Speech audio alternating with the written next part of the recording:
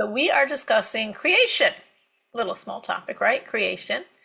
And we're saying that originally, when God created 5,785 years ago, we have the skeleton of all the spiritual realities. The skeleton meaning the structure of the 10 divine emanations, the spheros, on each world, and that's it. We need creation, we need a world, we need things happening, we need souls, we need angels, we need chambers, we need whatever goes on in the world. So for that, as we've learned, there was a synergy of the energy of the will and wisdom of God, the Ratzon and Chachma Bina Das, and those are at the top of the palace, so to speak, the top levels of God's revelation in the world, and the energy of the 10th and final dimension of God, God's Malchus, God's sovereignty. The top levels, will and wisdom, is the intellect, is the Torah of the world.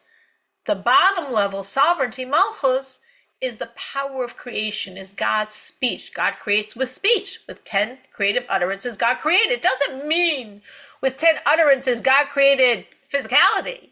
It means with 10 utterances God created everything. So his speech, his 10 utterances, that's Malchus, that's sovereignty. That's, as we call it in the language of the Talmud, which we've been using throughout these chapters, Shechina, this higher energy that descends to the lower one from which creation emanates. And what we've learned is, it's not just the intellect, which is the power of Torah. It's not just sovereignty, the power of speech. It's actually the fusion of the two.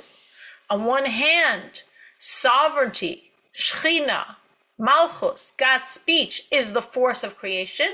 But for that force to happen, as we've learned extensively, there needs to be a filter. So creation can come forth. And it's not like the rays by the planet sun, which don't exist at all. So here we have the sun, we have the energy, we have God's energy right here. How could creation be?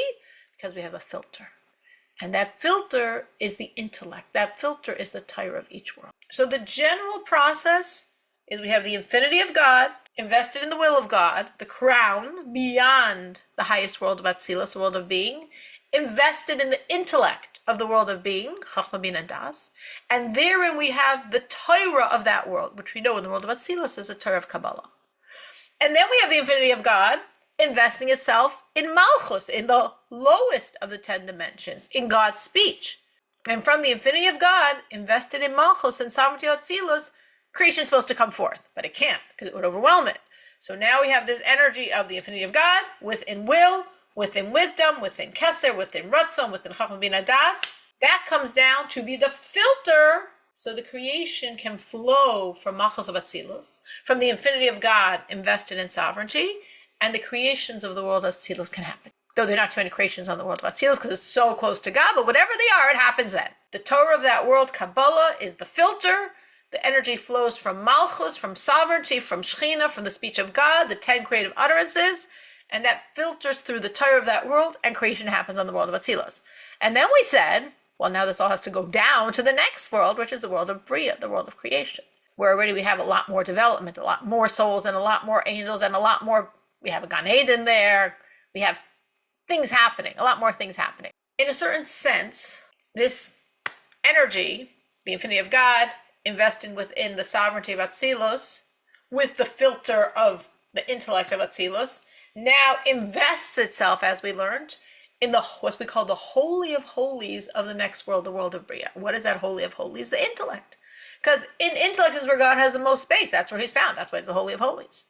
And then that descends, again, to the sovereignty of that world, to the Malchus, to the speech of that world, and then, with the Torah as the filter, the Torah of that world as the filter, the Torah of Bria is Talmud. From Malchus of Bria, within which is Malchus of Atzilus, within which is the infinity of God, creation of Bria can come forth. And so it goes from world to world. So just to understand the nuance here, we have two things traveling. We have the Torah traveling, and we have the force of creation traveling. So that force of creation goes back to Malchus of Atzilus. So Malchus of Atzilus really is traveling to be invested in Malchus of Bria. Then we'll get further invested in Malchus of Yetzirah, the world of formation, the next world. And then we'll get further invested in Malchus of Asiya, the final of the spiritual worlds, the world of descent. Perhaps yes, perhaps no, that Malchus is going to traverse the intellect of that world, but very peripherally. really just to get into that malchus of whatever that world is, and then for the intellect of that world, the Torah of that world to be the filter. So, for example, in the world of Bria, the malchus, the sovereignty of Atzilos, did or did not go through the Holy of Holies of Bria, but really is really invested in the malchus, in the sovereignty of Bria. And from their creation can come forth with the Torah of Bria, the Talmud as the filter. And now we're going to go to the next world, the world of Yitzir, the world of formation. So again, now we have this whole package of malchus of Bria, within which is malchus of Atzilus, within which is the infinity of God. Does or does not, if it does sort of peripherally traverse the Holy of Holies of Yetzirah, the intellect, but really invests herself in malchus of Yetzirah. So now we have malchus of Yetzirah, within which is malchus of Bria, within which is malchus of Atzilus, within which is the infinity of God, and there, with the filter of the Torah of Yetzirah, which as we discussed last week, is Mishnah, is law, now the energy can come forth from malchus of Yetzirah, and creations of Yetzirah can take place. The lower the world, the more creations. And then all of this is going to get into the next world, the world of descent, the world of Asiya, where again, peripherally traversing through the Holy of Holies of intellect, but really investing itself in the sovereignty, in the malchus of Asiya, the world of descent, the lowest world. We have malchus of Asiya, within which is malchus of Yetzirah, within which is malchus of Bria, within which is malchus of Atzilus, within which is the infinity of God himself. And on that final world of Asiya, again, there's a filter in place. It has to be a filter. Well, there's such a low world. So what? It still is too intense for the creations of that world. And the filter is, of course, the Torah of the world of Asiya, as we discussed, the Torah of Mikra, the verses of the written Torah, the Tanakh, Torah Nevi'im, Ksuvim, the 24 books. And that's the filter through which creations on Asiya can take place. Again, a lower world, more creations, more stuff going on. So the Malchus factor could peripherally go through, sort of sketchily go through the Holy of Holies, but really is invested in Malchus. Similarly, in the other direction, the Torah of each world, even though there is this traversing through Malchus, but again, that's very peripheral. What's really going on is the infinity of God, invested in the crown, Keser, beyond Atzilus, invested in the will and wisdom of Atzilus, the Ratzon, which is a lower dimension of the crown of Keser, and Chacham Bina Das, the three faculties of intellect, are then invested in the Holy of Holies, the Chabad, the intellect, of the world of Bria, for Talmud to come forth. And then that is invested in the world of Yetzirah, for Mishnah, for Jewish law to come forth. And then that is invested in the world of Asiya, the world of descent, the final world, for Mikra, for Tanakh, for the scripture itself to come forth. So in that final Asiya, Holy of Holies, invested within that is the Holy of Holies of Yetzirah. Within that is the Holy of Holies of Bria. Within that is the Holy of Holies of Atzilus, within which is Keser, within which is the infinity of God himself. So there is this interplay between the Torah coming from the Holy of Holies of each specific world, tracing back through the Holy of Holies to get to the infinity of God, and the Malchus, the sovereignty, the Shechina, the speech of God of each world, which in essence traces back peripherally through the Holy of Holies, but really through the Malchus, the sovereignty of each world, to get back to the Malchus of Atzilus, within which is the infinity of God himself. So that's what's really happening on any world. So in any world, no matter how low, so to speak, that world might be, like we'll go to the world of Asiya, the world of descent, and as we're going to probably learn today, there's many levels, many sub-worlds within each world. We're talking about the four broad categories. Within these worlds, there are numerous sub-worlds. But in that world of descent, we're still accessing, in the level of Malchus, the Malchus of Atzilus, which is the infinity of God. In the Holy of Holies, in the intellect of the world of Asiya, we're touching the intellect, the Holy of Holies of the world of Atzilus, the highest world, the world of being, within which is the infinity of God. So we're never leaving our source. We'll always have that infinite power of God covered over, like, that Russian stacking doll, but still touchable, affecting every level. And the synergy, again, of these two tremendous powers, the power of Torah and the power of creation, is how creation is happening on each world. Any questions on any of this before we start reading? Can I ask, how about Pneumius Torah? Which world is that coming from? So Pneumius Torah is Hasidus, right, or Kabbalah. They're both called Pneumius Torah. So it depends which you mean. Kabbalah, which is Pneumius Torah. Pneumius Torah means the inner dimension of Torah. There's the dimension, there's the body and soul of Torah. So we have Tanakh, the scriptures. We have Talmud.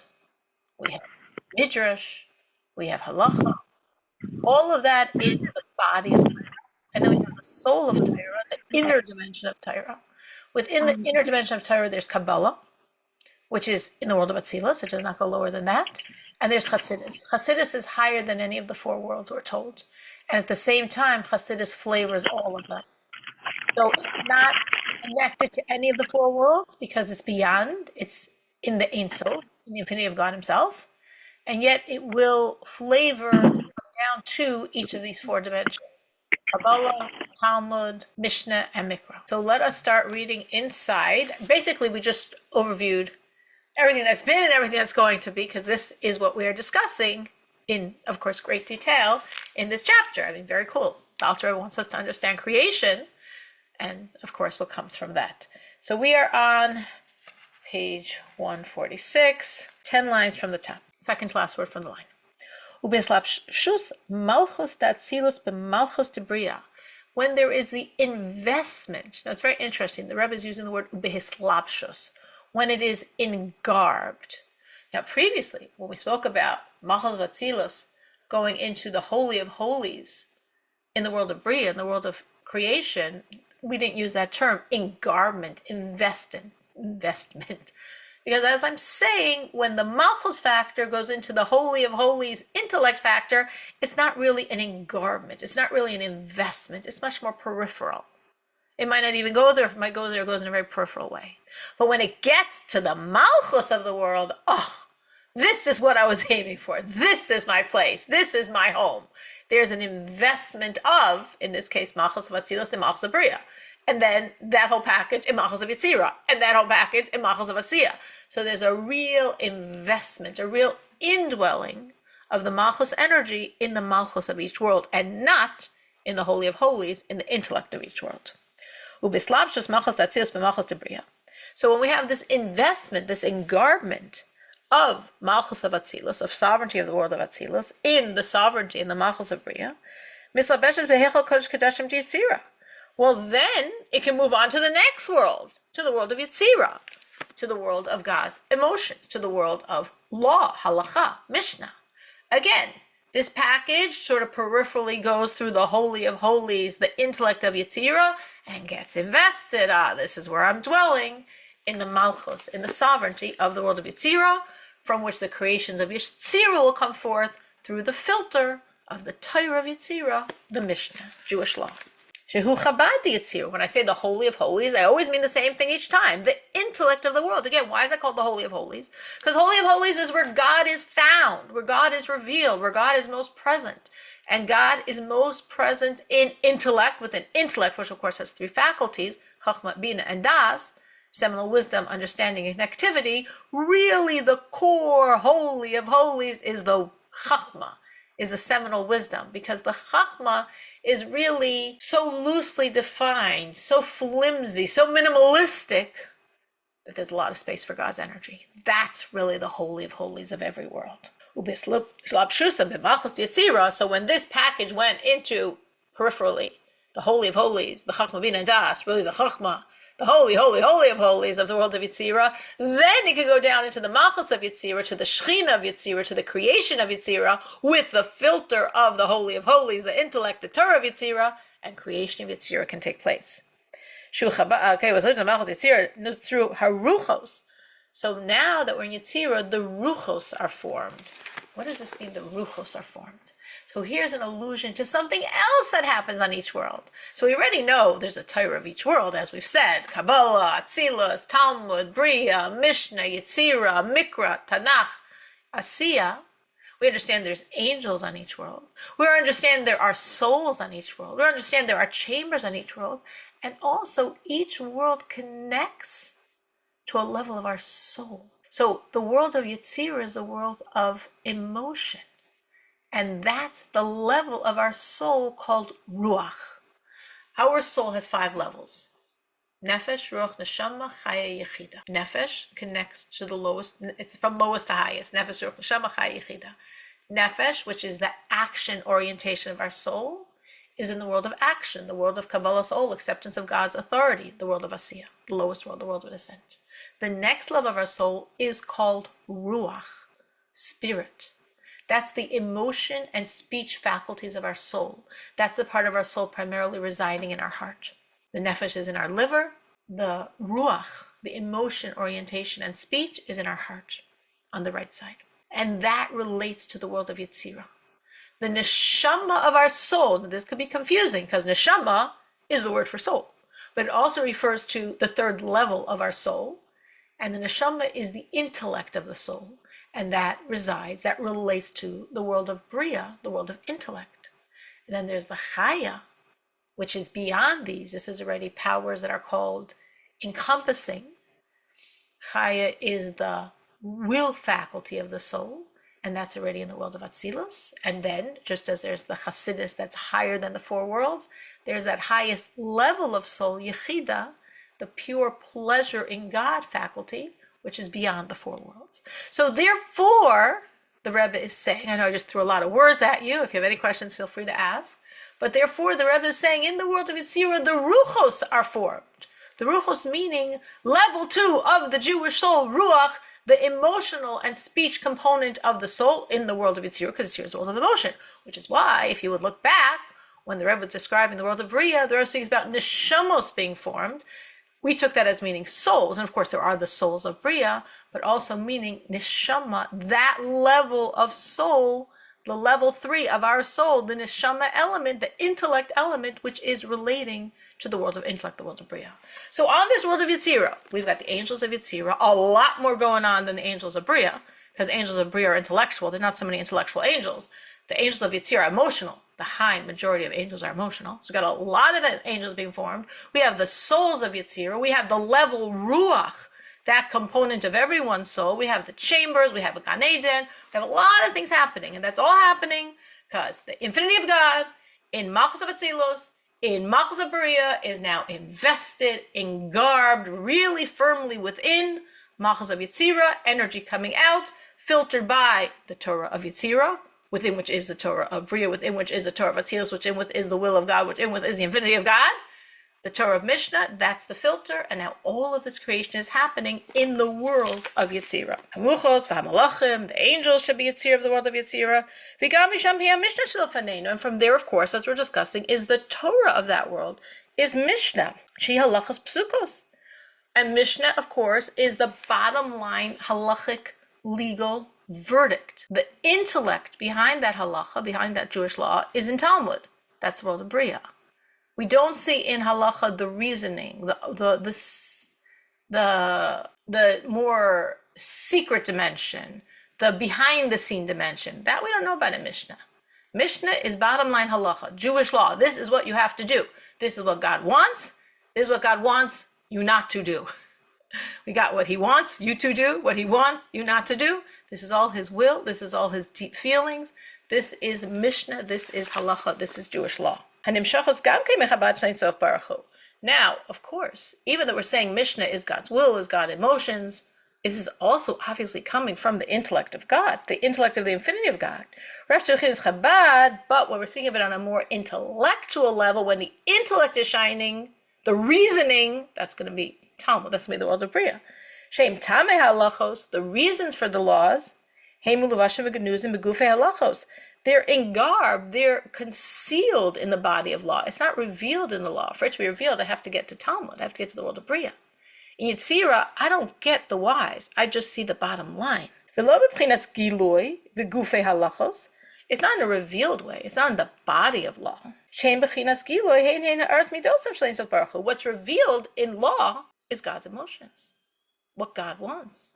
His love faculty, his chesed, his desire to give in the permissibles of Jewish law, if you will, in the leniencies of Jewish law, and his desire to hold back, his desire to say no, to have discrimination, to have boundaries. And that's in all that is forbidden in Jewish law. So what's revealed there again are these emotions. As we explained above, as we brought this previously, this reference, this Kabbalistic reference for this concept, that the 6 spheros, divine attributes, nest in Yetzirah. Now, what does that mean? What it means is the ultimate spheros, the ultimate revelations of God, the ultimate divine attributes are all in the world of Atzilus. But then, the Chacham Bin and Das, the intellect of the world of Atzilus, nests, descends, is shining in the world of Bria, which makes it the world of intellect. Chesed, Gvur, Tiferes, Netzach, Chayd, and Yisoid, the 6 emotions of the world of Atzilus, nest, descend, are shining in the world of Yetzirah. And the final of the 10, Malchus, God's action orientation, his speech, God does with his speech. So it's the action of God, the speech of God, the creative energy of God, nests and shines in the world of Asiyah, in the world of action. So when by Tikkunei Zohar, this is a section of Zohar, section of Kabbalah, saying the 6 divine attributes nesting Yetzirah, what they're saying is Yetzirah is a world of God's intense emotions, the 6 emotional attributes, which is why the Torah is a Torah of emotion. What is a Torah of emotion? Halacha. In halacha, that's where you see in the most transparent way God's emotions. So as we do halacha, we are connecting to the emotions of God. Shehein derech klal shnei kavin. Now, of course, there are 6, but basically, to make it simplistic, we speak of 2.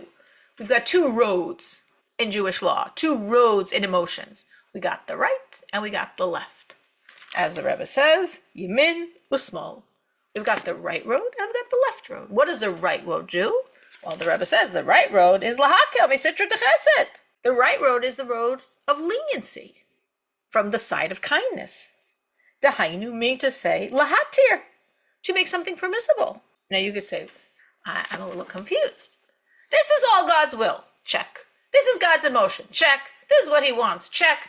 So why, if he wants it, is he being lenient? So the Rebbe explains why, in case you had that question. Sheyuchal lalos el havaya. Because God wants us to be able to elevate things for God. Meaning, every time you have Jewish law, it's just a little understanding of a very big topic, but it's a very deep and practical topic. It's our life as Jews, is Jewish law. So in Jewish law, there are many things permissible, and there are many things forbidden. There are many things we're supposed to do, and there's many things we're not supposed to do. Jewish law dictates how we're supposed to act, how we're supposed to speak, how we're supposed to think, how we're supposed to feel. All the actions, speeches, thoughts, and feelings we're supposed to have, and all the actions, speech, thought, and feelings we're not supposed to have, right? We are supposed to, we can all give many examples. We are supposed to make a blessing before we eat. That's a speech. Sorry, I want to go into an action. So sorry for that. We are supposed to, of course, we'll give the classical one. We're supposed to give charity. That always what comes up as action, because that is the most classical action commandment there is.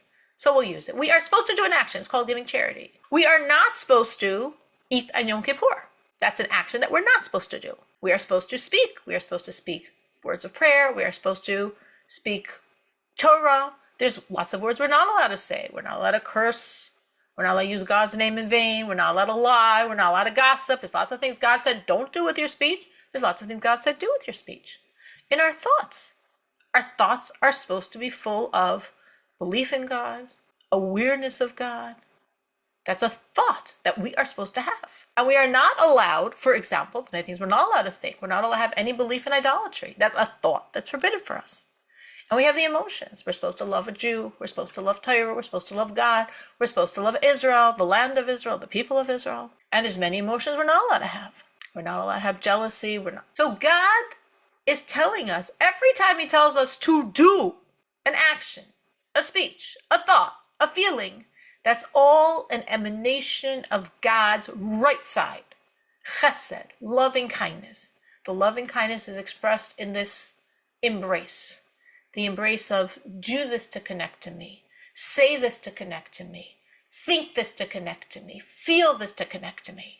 And then, as we just went through, and of course we could have given many examples, but one suffices, all the things God says, don't do that, don't say that, don't think that, don't feel that. That's all coming from God's left side, from his trait, from his quality, from his sphere of gevura, of strength, of discernment, of discrimination, of holding back. God says, hold back. There's a boundary here. There's a line here.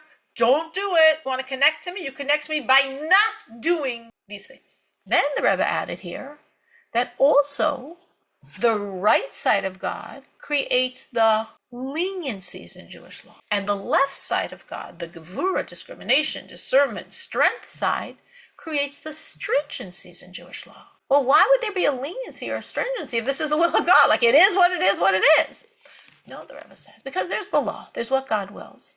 But there's also the overarching desire of God for you to do, to use the physicality of the world, to use yourselves as a piece of the physicality of the world, your actions and your speech and your thought and your feelings, to bring them up to God. So the only way you can take the physical and elevate it to God is if you can use it, which means if it's permissible. So every time there's a leniency, it's like God is saying, I really want you to give me this. And the only way you can give me this is if it's permissible. So let's let it be permissible, because then it ascends to me. Then you can say, wait, from that perspective, why is anything forbidden here? Why do we have stringencies? Because that's also a will of God. And because there's actually a deeper connection in connecting through by withholding, by not doing, if you're on the level for it. It's like, just imagine every time, going to this idea of how the elevation is a connection, imagine every time the sages forbade something, right? There's a lot of laws we have from the rabbis. Our Judaism looks very different than it looked in times of the temple. That's why in the times of the temple, they couldn't even fathom God ever really destroying the temple. He's threatening. You know, like parents say to children, if you do this, we're not, da, da, da, da, da. And the kid's like, I know my parent. He would never take that away from me. Impossible. You're not going to go to grandma. Well, grandma would never let. Of course, she's going to insist we come. So that's never going to happen, you know? So we're going to ignore what they're saying. God's saying through all the prophets, the temple will be destroyed. The Jews are saying, God never destroys his temple. How can he destroy his temple? If he destroys his temple, he took away Judaism. There can't be Judaism without a temple. They couldn't fathom Judaism without a temple. He's going to drive us away from the land? There can't be Judaism if we're not in Israel. There's no Judaism if the Jews aren't in Israel. There's no Judaism if there's no temple. So lo and behold, for 1900 plus years, there's been Judaism without us being in Israel, without a temple. But it looks different because, of course, many of the commandments we can't do. But fear not, we are doing many commandments. And similarly, the rabbis, when they injuncted more and more things, basically what the rabbis did most of the time was they forbade things to make fences and fences and fences around areas that they saw we were being weak in and failing in. Every time they constructed such a fence, it was a very deep thought, because if this is permissible, the Jew can do it and can elevate it to God. If it's forbidden, the Jew can't do it and can't elevate it to God. But if it's permissible and the Jew's going to fall on his face with it, that's even worse. So it's not so simple for the rabbis forbade many things, and there's a lot of deep discussions, because every time something is forbidden, it's removing from us the ability to use it. And as the Rebbe is saying here, elevate it to God with what he wants. So why would they forbid anything? Because they saw we were using it and falling on our face and not elevating it to God and going the other direction. For most of us. If God says no, God says no. If God says yes, it's a lot trickier. But of course, the ultimate point is to say yes and for us to do things. A lot of popular food diets recommend fasting. Why? I assume because if someone's fasting, they're fasting. They're not eating. Okay, so it's simple. As long as I'm committed, I'm just not going to eat. But once I can eat, then to eat this and stop at this amount, or to eat this healthy food and not this bad choice, then it becomes much more complicated, much harder for people to maintain. So that's the thought process going on there. So the Rebbe is saying here that everything God tells us to do and to think and to speak and to feel, it's all coming from the side of loving kindness. It's all coming from that desire to connect. And everything God says don't and don't and don't, it's also coming from God, but it's not something negative. It's something evil. It's from God's gevurah, from God's strength, from God's discrimination, from God's making barriers and saying, no, I want you not to do this. And then the Rebbe said, and then all the leniencies come from the side of kindness. And we're like, wait, why is there leniencies? Is God's will? Because let's give even more areas where you can elevate. But then you could say based on that, so then what in the world is God doing on the other side? We get the side of kindness. We get every time we do anything God said, we have this wonderful connection, and that's love, and that feels great, and that's amazing. We get the leniency. It means God's saying, I want you to have more of you. I want you to have more of the physical world that you can elevate to me. We get that also. But then what's the other side? Why is God forbidding so many things to do, to think, to say, to feel? And there's stringencies. Why do we have the stringencies? Why do the sages add stringencies? So it's a very deep concept I'm just going to touch on here and not really go into, that actually from this energy of God's withholding, there's an actually even deeper way of connecting to him. And by not doing something because it's his will, we actually are positively connecting. In other words, when I eat food that's kosher, I'm eating the kosher food. This is God's will. And I'm connecting to him through the positive act of eating the kosher food. And I make the blessing before, that's connecting to him. And I make the blessing after, that's connecting him. And I use the energy to serve God, and that's connecting to him. And all day long, I'm connecting him by doing and thinking and saying and feeling all the things he wants. And at the same time, when I don't let myself get dressed in a fashion God doesn't want, taking clothes off and on in my bedroom freely, I don't wear things he doesn't want. I don't say things he doesn't want. I don't eat things he doesn't want. I don't think things he doesn't want. I'm actually deeply, deeply connecting to God by not doing what he doesn't want me to do. That's also a connection. And we're told that in the times of Mashiach, that connection will be dominant because it's actually coming from a higher level energy. If any of you have ever heard the concept that there's the classical differences of opinions between the students of Hillel is a great sage who represented God's loving kindness and the right side, and Shammai, a great sage who represented God's strength and Gevurah on the left side. So between Hillel and Shammai, there was only a few disagreements. Between their students, there were many, many, many on the right side versus on the left side, on the yes versus on the no. And in general, at the end of the day, there was a vote. And at the end of the day, most of the time, the students of Hillel won because, it says, interestingly enough, the students of Shammai were so brilliant. You had to be so brilliant to follow the argumentation that most of the sages couldn't follow it, even though the sages were all very brilliant. But this was beyond their pay grade. They couldn't follow it. Now, you can't vote and say, well, I trust so-and-so. He's so smart. If he says this is right, he's got my vote. It's not like politics. Each sage has truly to understand and decide what he understands is correct. So the disciples of Hillel, who were not as sharp and smart as the disciples of Shammai, though they were all very, very brilliant, they didn't follow what they were saying. So they couldn't say it was right. They couldn't say it was right. Well, they must know what they're talking about. Like, doesn't count. You don't do it that way. And with their own minds processing, they didn't get it. So they didn't vote for it. So the majority of the time, Hillel won. And most of our laws that we follow are from the side of Hillel, not the side of Shammai. We're told by Mashiach there's going to be a revote. Again, the Jewish Tribunal Supreme Court will meet, court of 71 sages from all times. Imagine who's going to be sitting on that court. And they're going to revote. And now, of course, everyone's brilliance will be beyond. And they will clearly understand the reasoning of Shammai, or that perspective, and they'll vote for it. So interestingly enough, during the times of Mashiach, when we have no evil inclination, we have nothing tempting us to do wrong, we'll have more things forbidden, so to speak, because we're going to following, in general, maybe not everything, but in general, the direction of Shammai. And the reason for that spiritually is because this is a higher road. And there's actually a deeper connection to God when we don't do because he said not, which in the Hasidic terminology is called hasagas hashlila, enabling us to access by not doing. Meaning, when we do, we're accessing that aspect of God that we can connect to. And when we don't do, the absence of what we're doing, we can access far more. We're not limited by our actions because there is no action. So the not doing enables us to access that part of God that's bigger than us, frontally, directly connecting to.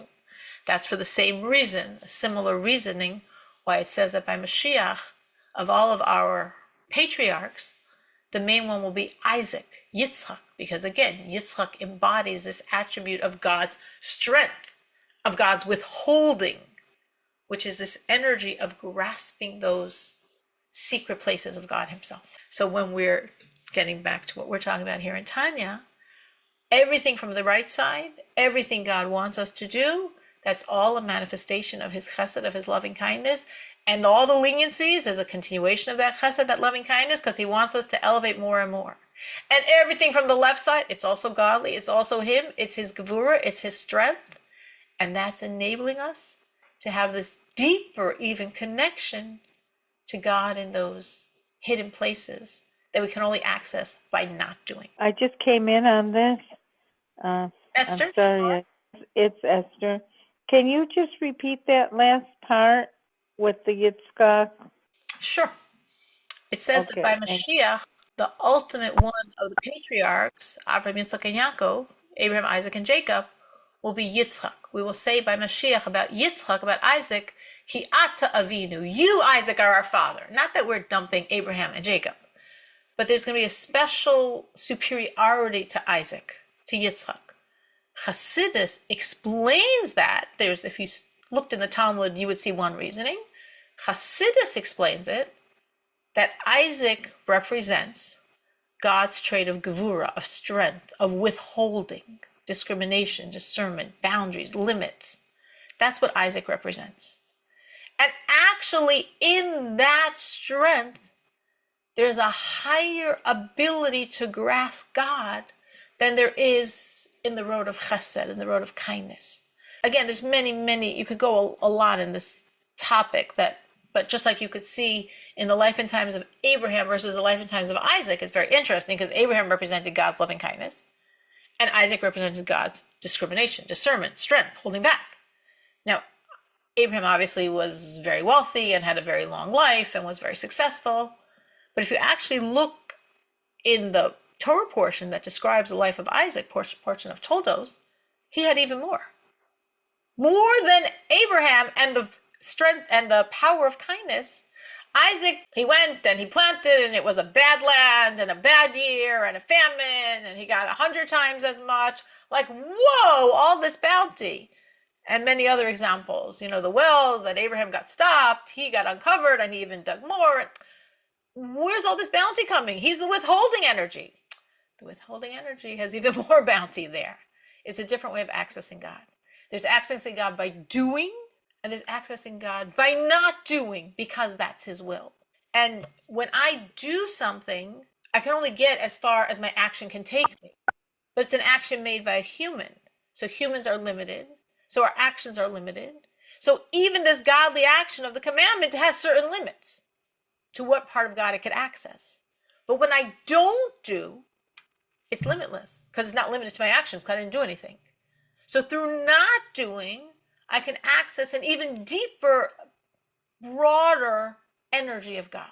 That's a brief version of the concept. It's a very deep and expansive concept. I'm just briefly trying to give it over to understand this idea of God having an energy of love and for us to do, and God having an energy and an emotion and a feeling of gvura for us not to do. Why would he have a feeling for us not to do?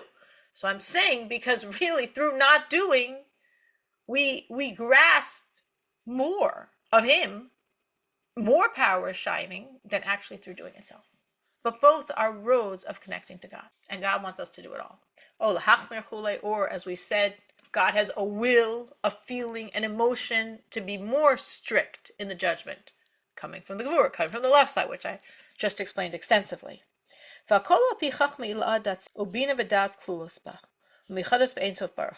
all of this, meaning we're looking here at the Torah of Yetzirah, the Torah of Mishnah, Jewish law. But all of this in its roots, as I explained extensively in the beginning, is all going back to the world of Atzilus, the Torah of Yetzirah, the Holy of Holies, the Chabad, all three intellectual faculties of Yetzirah, within which is the Torah of Bria, the Holy of Holies, all three intellectual faculties of Bria, within which is the Torah of Atzilus, the Holy of Holies of Atzilus, the three intellectual faculties of Atzilus, within which is the infinity of God himself. So at whatever point you go, you're always at your origin, because the origin is within every single point, both in the Holy of Holies and the Torah, and in the Malchus, in the sovereignty, in God's creative energy, in his speech, in his Shekhinah. On both dimensions, the Holy of Holies, intellect, Torah dimension, the Malchus, sovereignty, speech, Shekhinah dimension, on both dimensions, wherever you are, at whatever point on the spectrum you are, always within that point is the source. In both, it goes back to the infinity of God. Infinity of God is found in every dimension of Holy of Holies, in every Torah, and the infinity of God is found in every Malchus, in every sovereignty, in every force of creation, on whatever level, whatever world it is. Because in all of them, whatever level it is, whatever intellect it is, we have the intellect of Atzilus,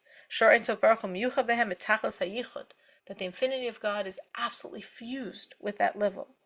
And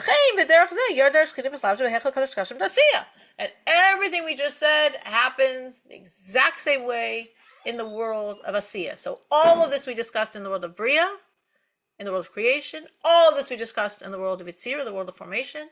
And this exact same thing happens in the world of Asiya, in the world of descent. Again, the Malchus within Bria, within Yitzira, now traversing through the intellect, the Holy of Holies of Asiya to get to the Malchus of Asiya. The intellect, the Holy of Holies, the Torah of Asiya, Mikra, Tanakh, the scriptures, the written Torah, within which is the Torah of Yitzira, the Chabad of Yitzira, within which is the Torah, the Chabad, the intellect of Bria, within which is the Torah, the Chabad, the intellect of Atzilus, within which is the infinity of God Himself.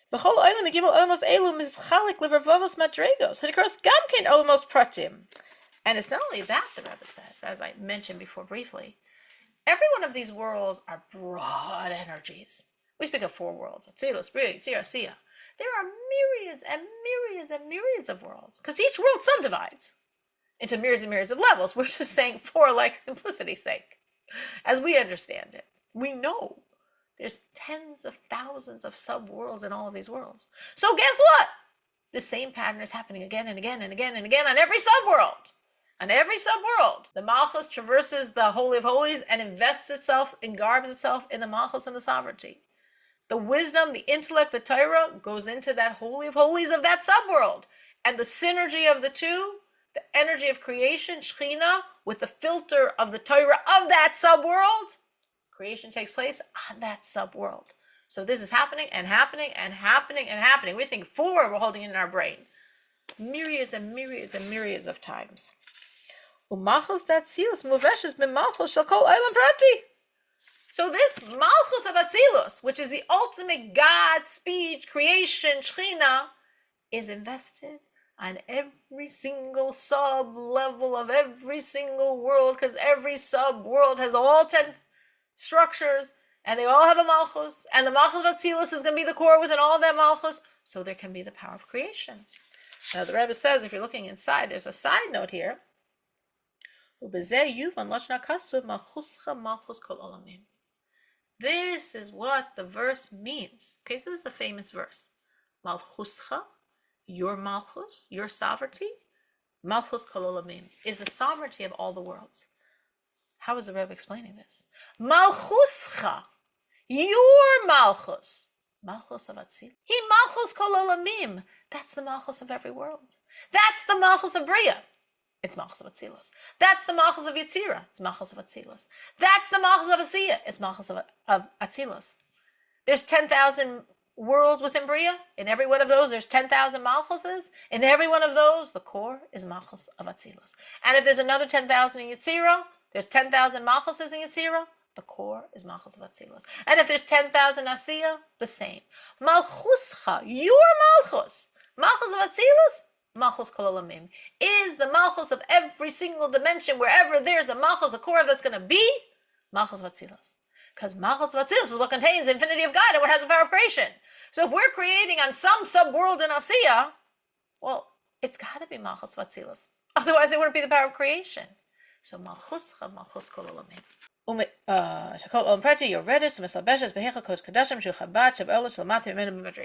from here, the pattern continues.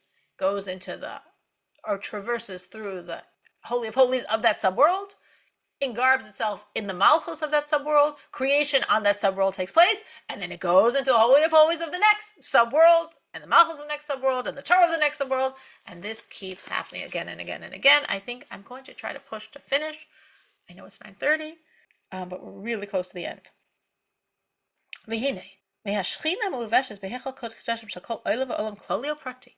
So from the Shekhinah, from Malchus, the speech of God, the sovereignty of God, that invests itself in the Holy of Holies of every world, or every sub-world for that matter, nimshach u'mispashet mimena or v'chayes l'chol ha'olam.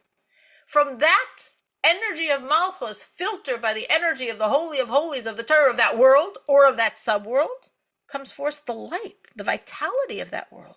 V'habruyim shabai, and all the creations of that sub-world. neshamos, umalachim, b'chule, the souls of that subworld or world, the angels of that subworld or world. Ki kulam nivru basar mamaros. Oh, right. Because everything is created by the 10 utterances of God. Basar mamaros nivra ha'olam. Statement of our sages in Ethics of the Fathers. With 10 creative utterances, creation happened. The Baal Shem Tov says, and creation keeps happening because God keeps speaking those 10 utterances. And we're learning here that those 10 utterances aren't just what created physicality. All of the spiritual realities are created by those 10 utterances. And now it all makes sense. Because Malchus, sovereignty, as I've said many times, is God's power of speech. God's speech is his sovereignty. It's the final hey of the Yud and a hey and a vav and a hey. Hey is the 5 faculties of speech. Hey is the letter of breath, the from which all speech comes. It's all part of Malchus. So Malchus is the quality, is the sphera, is the attribute God is using for creation. Because Malchus is speech. Because God creates with speech. Because every spiritual reality beyond our physical reality, that too, of course, but every spiritual reality, every spiritual subworld is being constantly vivified by the speech of God, by those 10 sentences, which are found in the first chapter of Genesis, of Bereshis. The first verse, Bereshis B'Elokim es Shamayim v'Haaretz, in the merit of the beginnings, for the sake of the beginnings, God created heaven and earth, and 9 other sentences in that chapter where God said, let there be, let there be, let there be, let there be. Those are the 10 utterances, and God keeps saying them. Malchus, his speech. The Malchus is a faculty of creation because Malchus is speech, and God creates with speech. Hikulam nivru basar mamaros. Everything, all spiritual realities are created with those 10 utterances. Shebemaisa Bereshis, from creation, 5,785 years ago. Shem Devar Havaya. This is God's word. Hanikra b'Shchem Shechina. That's what we're calling Shechina. That's what Malchus is. It all works together. Malchus is God's speech with 10 faculties of speech, 10 statements God creates. With Malchus, God is creating everything. And what is that Malchus? Ultimately, wherever you're holding on our physical reality or any spiritual dimension, it's really Malchuscha, Malchus Kol Amim. It's Malchus Vatzilos, within which is, this is the power of it, the infinity of God himself. And with that, we did it. We finished the chapter.